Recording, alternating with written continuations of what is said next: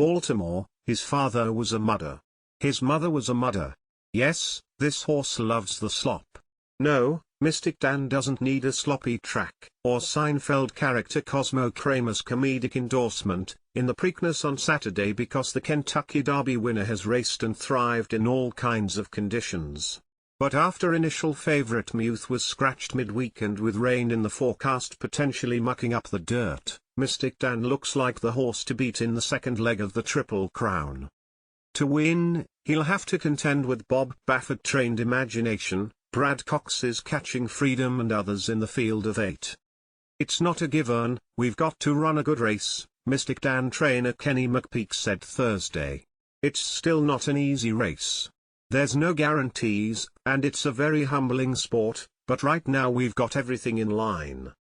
All eyes are on Mystik Dan after winning May 4th in the Derby's first three-way photo finish since 1947, back when horse racing was the sport of kings and captured national attention more than a few times a year.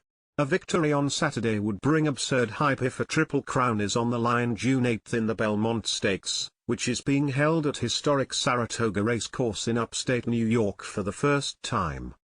That's 3 weeks away and far from the minds of those around Mystik Dan, who are focused on putting all the pieces in place for another strong race in the Preakness.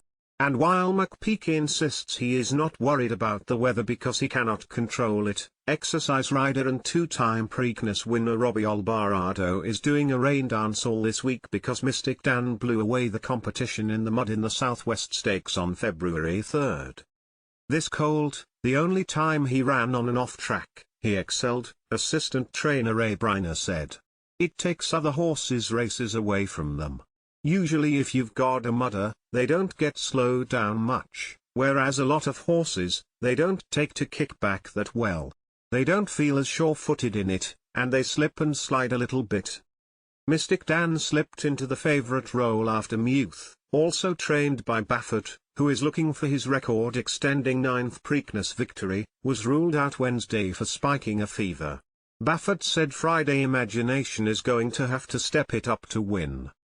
Muth was expected to go out to the lead and set the pace for the others to follow, and Cox acknowledged his absence doesn't necessarily help Catching Freedom, whose style is to come from behind as a closer. Muth was going to be right there, if not on the lead, Brad's son and Catching Freedom assistant trainer Blake Cox said. It changes the pace scenario, and we're going to need a setup to come running and hopefully some other people send out of the gate quickly, and we can get a setup. It might benefit Mystik Dan, with jockey Brian Hernandez Jr.